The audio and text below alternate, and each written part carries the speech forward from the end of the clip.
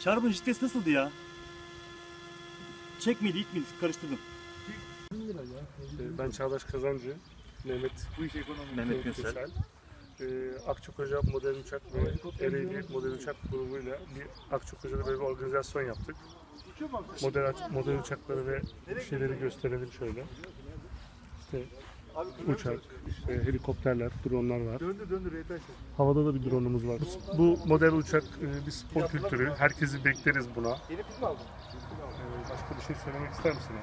Yani şöyle söyleyeyim, bu küçük yaşta çocukların ilk başta bunu merak edip sonra ileride bir pilot olarak hayatlarına devam edebileceği, havacılık sevgisinin aşılanabileceği bir sportif havacılık kolu.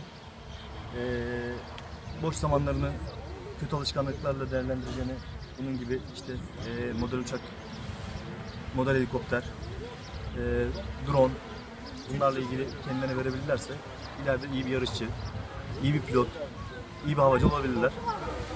Benim söyleyebileceklerim şu an bunlardan ibaret. Akçakoca'da öğrenmek isteyen veya çevre illerde de olabilir. Öğrenmek isteyen kim varsa biz bu konuda ücretsiz, tamamen gönüllü bir şekilde yardımcı olacağız.